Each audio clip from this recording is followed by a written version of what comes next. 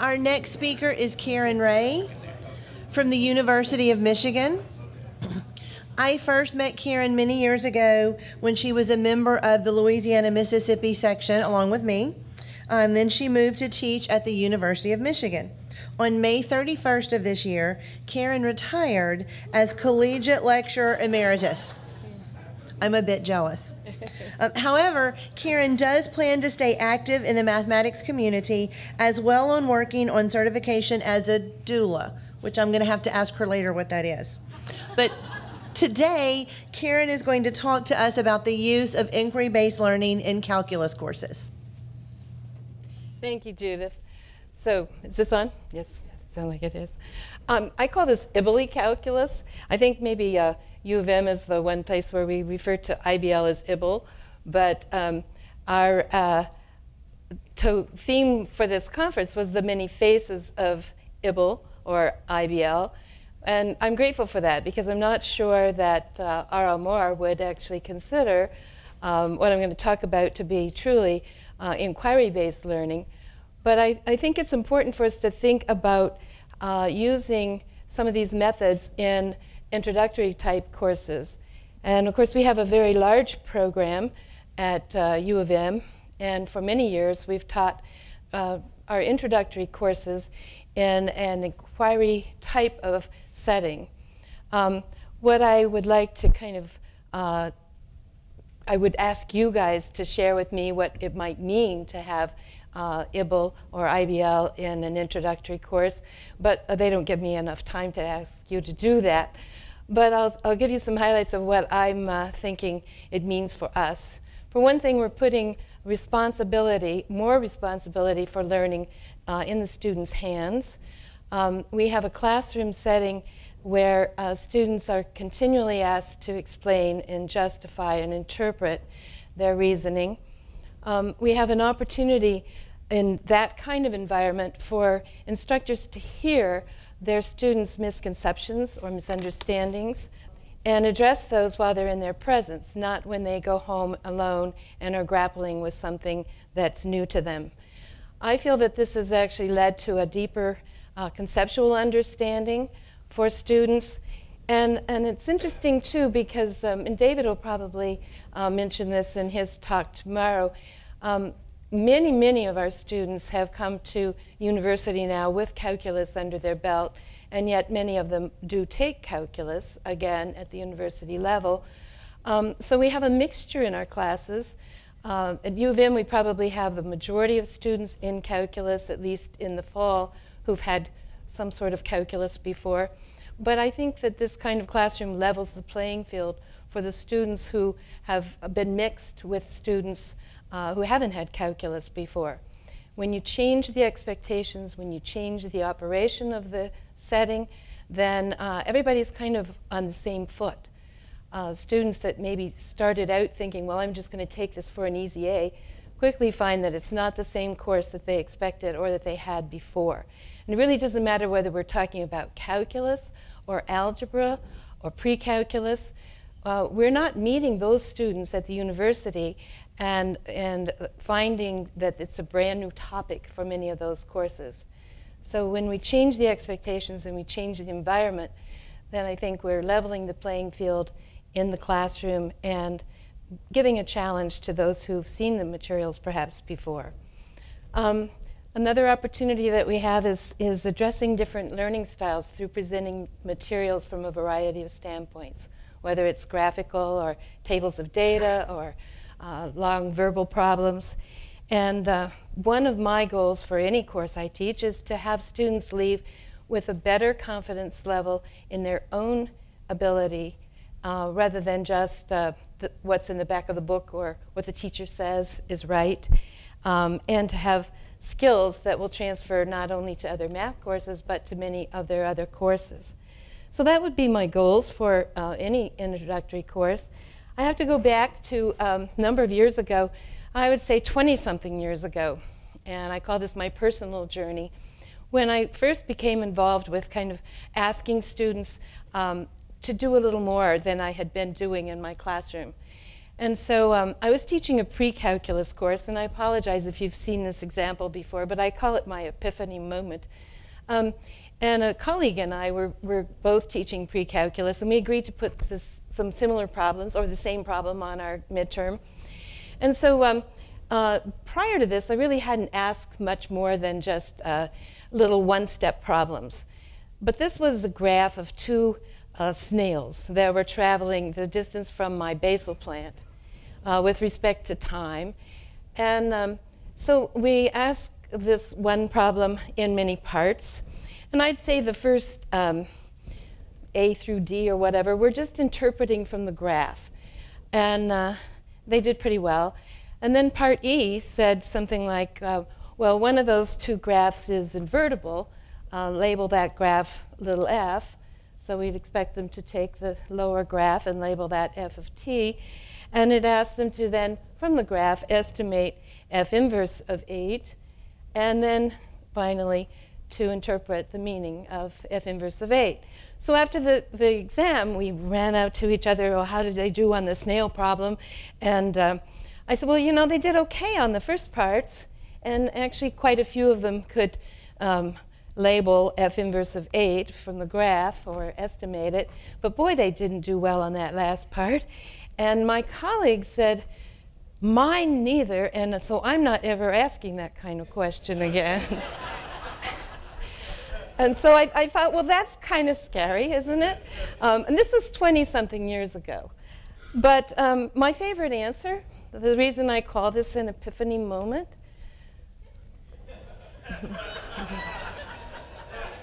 so, yeah, it's kind of scary, isn't it? So,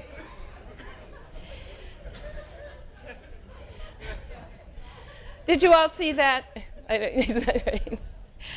Okay, so the thing that scared me at that point was I found that I really needed to change my priorities.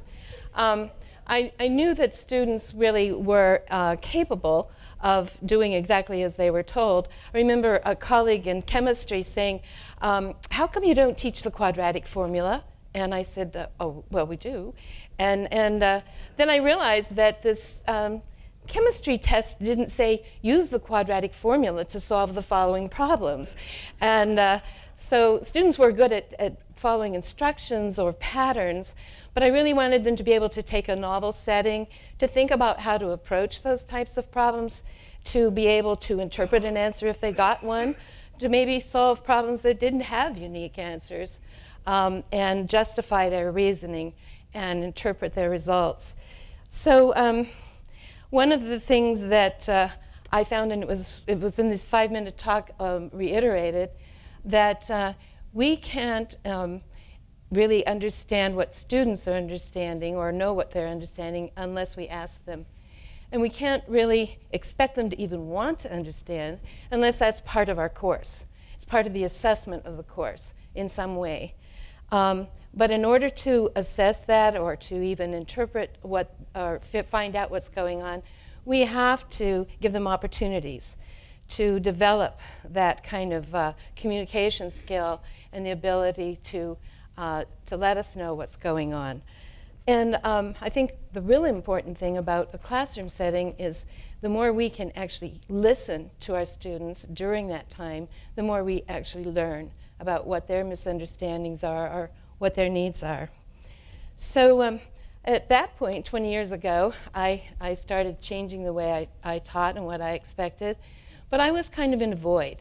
I was one person where other people teaching the same course were doing different things, and I found that students resisted, that I needed more techniques for giving them that time and that feedback. And so I kind of muddled along for a while. I persisted in my efforts. I found ways to give them more time on exams where I could ask more open-ended questions.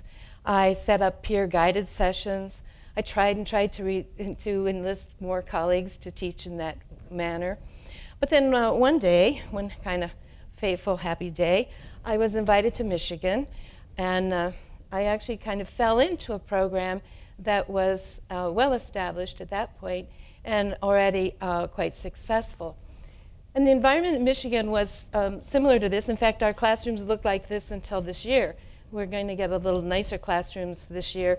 But I was always afraid to complain about our classrooms. They're very, very crowded. But they're set up with small tables, and students sit 4 to a table. We have back and front blackboards. But I was very afraid to complain because I really thought that the dean would say, oh, no problem, we have this big auditorium, we'll just put you in there. So I was asked to kind of tell you a little bit about our program. Some of the key components is besides the small tables and the small classes, we do have the luxury of meeting 80 minutes, three times a week, which I think is a real luxury when you're going to have students work collaboratively. We ask students to read the section before they come to class, and it's hard to insist on that. It's hard to even get instructors to believe that they will read the section before they come to class, but we try to train instructors to teach as though that has been done. I don't know if you saw the article in the Chronicle recently, but we were actually brought up in a Chronicle article on flipped classrooms. I didn't even know what a flipped classroom was, but after talking with Dan Barrett from the Chronicle, he kind of included us in that article. But during class and on all of our assessments, we do stress concepts, and we try very hard to develop problem-solving skills. One way we do that is students have weekly team homework where the problems are more difficult. We have about 3 or 4 problems each week, and they're working in teams of 3 to 4. And they have a complete write-up of those problems submitted to the instructor. Those are often sometimes written by us. One semester, the last couple of years, we've done a theme of sustainability, where we've tried to include problems on sustainability that students grapple with and write up in very thorough manner. We, of course, have other problems that they work on a daily basis, and those are basically web homework. But some of those are thoughtful problems as well. We try to continually, in class, on tests, on the homework, stress writing and interpreting and communicating. And as someone said earlier, these skills actually grow a lot during the semester. You see a big change from the beginning to the end of the semester.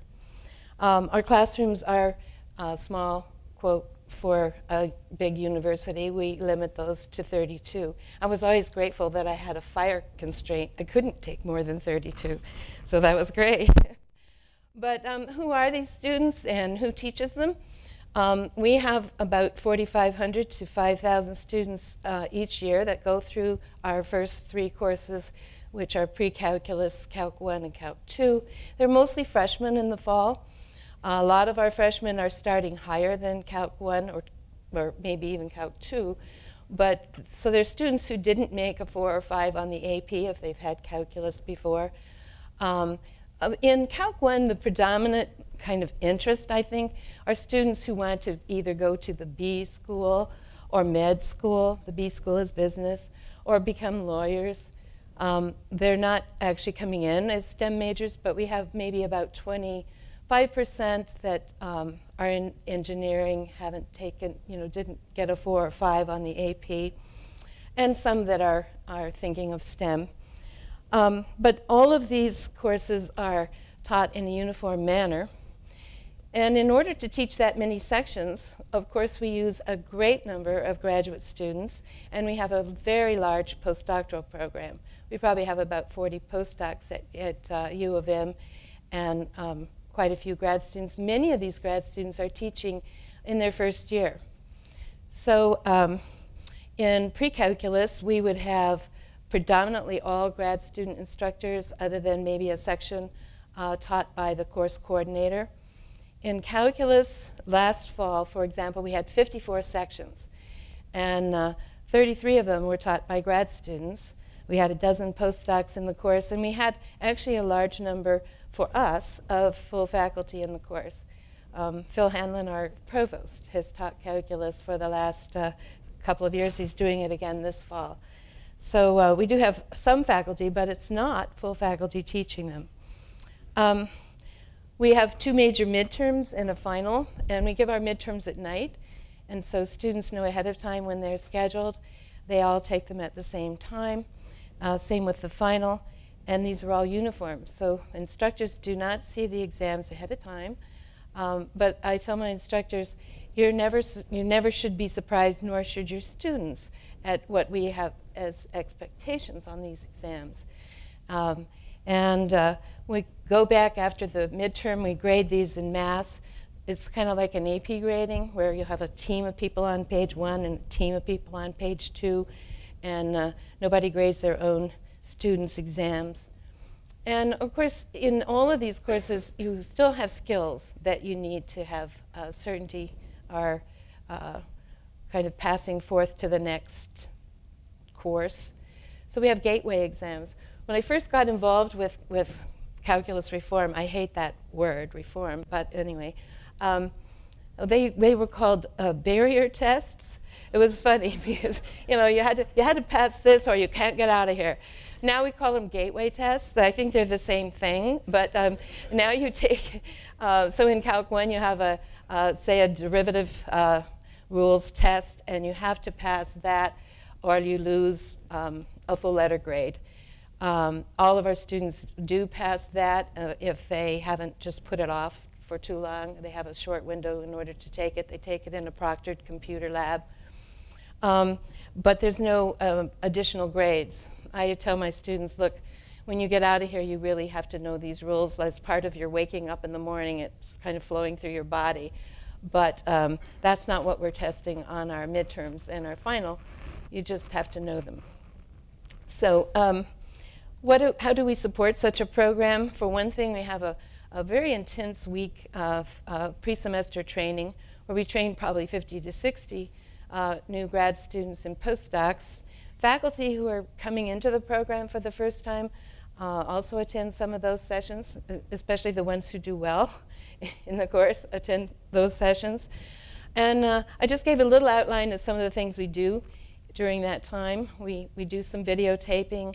The mornings are pretty scheduled for the individual participants to actually do things in small groups where they're getting feedback from their peers in training. In the afternoon, we talk about more of the nitty-gritties of the course and how to deal with an interactive classroom, what types of activities are appropriate, how to run these homework teams, that sort of thing.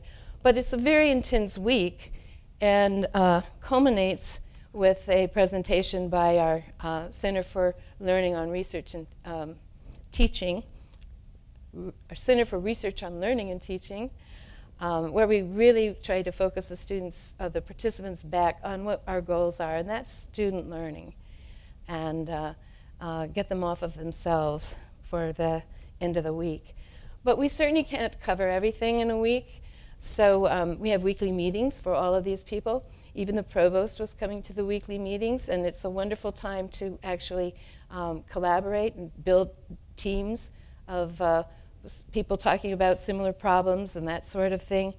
At the weekly meetings, we, of course, talk about the nitty-gritties of the course, upcoming material, what's coming up next when the gateway's about to open, exam procedures. But it's also a time to share what's going on, or to vent. Maybe a new postdoc, we have one sitting here I just met today that's coming to us in the fall. Maybe they don't like what we're emphasizing. Well, I want to hear about that. And it's a better time to vent to a big group of instructors than to vent to your students, or to not let them know that you believe in this. And it's a time to build teams. We also give our instructors daily lesson plans. And in pre-calculus, they have them for every day. So someone was asking for resources. These instructors walk into the classroom with basically a plan. And they actually know that here's a suggestion for starting the class, for assuming that they've read the material, how would you maybe engage this? And here's some suggested in-class problems. Here's a little idea for a mini lecture, whatever. We continue to give them suggested problems so they don't fall into a big landmine along the way when they pick something on the way to class and they haven't thought about it ahead of time. Let's hope not. We observe all our new instructors and give them feedback. And then we have a midterm feedback online and do additional observations if that's necessary. And so how do we support the students? We have a pretty intense advising. We work with LS&A, that's literature, science, and the arts, and with engineering before orientation ever begins. And then we have people in those programs and in the Honors College advising students what is the proper course for them to be in. And we have additional supports. There's one enriching scholarship program that is similar to what James talked about that we've had for a number of years. But it only serves for example, about 18 students in a section. That's when we have 2 sections. And we aim that at kind of a mid-range of students who have indicated a STEM interest, where we're liking to keep them engaged in STEM. And that's been quite successful. But we're talking about 36 students out of 1,600, so that's not a large percent of the students. We have a very active math lab, 24,000 visits a year, but that doesn't include the gateway exams, which is another 24,000 visits in a year. So all of our instructors work in the math lab, even the full faculty if they're teaching in the program. They give one of their office hours to the math lab each week, and then we hire additional help down there. So I don't know why I put this here, but one of the things that has come up, and came up again in the 5-minute lecture, was the idea of success rates. And we don't have, this is really sad to admit, I hate to admit it, I wish it weren't true, we don't have a great reputation on campus because our grades are not high compared to the people we share the building with. That's psychology, by the way. But or some other disciplines. But our success rate is very high. We actually, some of the statistics that I think David has put in launchings, we don't give away A's, but we certainly have very few people who drop or fail the course. Engine won't accept a student in a subsequent course unless they have a C or better. If you're in another major, you might be able to go on to another course with a C minus. But our DEF, I call it there, E's are for students who are taking the course as a grade and they fail. F's are for students who took it pass-fail and they fail. So E's and F's are the same. But we do have a very high success rate in these courses, and the students that make a C or a C minus or better do well in the subsequent courses. We actually do scale our grades, so you could certainly ask me about that, because we give tests that are, they don't look like the test the semester before or the semester before that, and so we can't write a perfect test. So when we give a test and grade it, we actually scale the test so that the median is at about B minus, and then go from there. So when I think about success rates, and actually David brought up, and I'll be glad to talk to you about it if we have an opportunity. It's really hard to assess a program, and you've brought this up as well. A couple of years ago, I was really worried about the dean and his attitude toward our small sections. And so I actually gave a test called the Calculus Concept Inventory at Michigan to all 50-some-odd sections of Calc 1 students. And they scored phenomenally well. Actually, a couple standard deviations above the other institutions that had been giving this test. And that's strictly on conceptual understanding, no computational questions.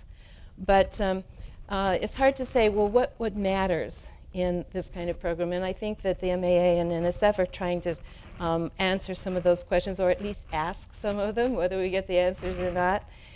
And I don't know. I think that students need to be properly placed. But I think that challenging and engaging classroom environment matters a whole lot.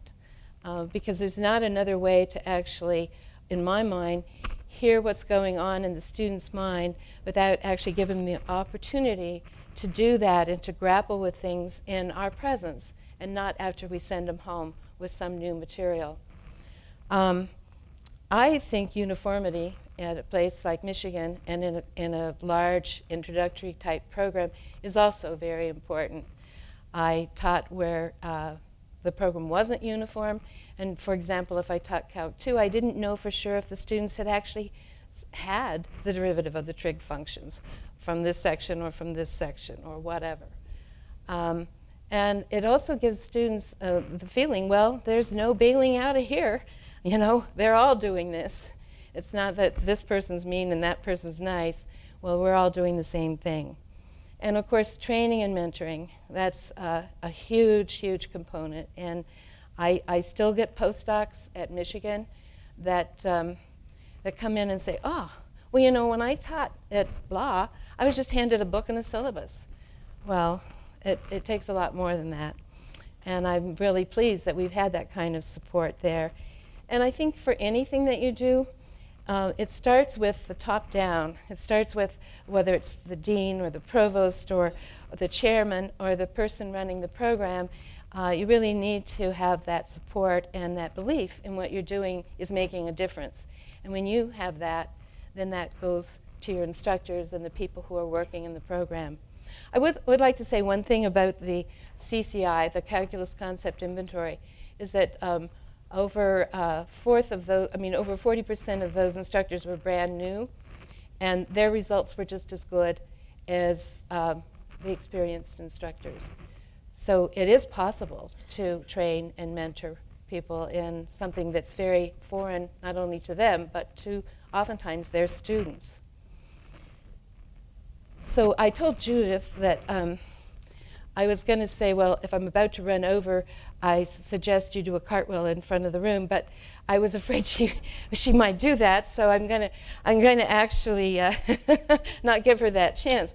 But I want to say I do want you to keep in touch. I love having contacts around the country. I wanted to give you an update because I've actually retired 14 days, 19 hours, 18 minutes, and 38 seconds ago. But I would love to stay in touch.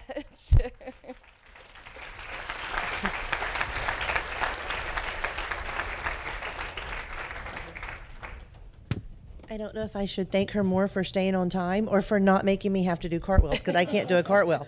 But she's right, I probably would have tried.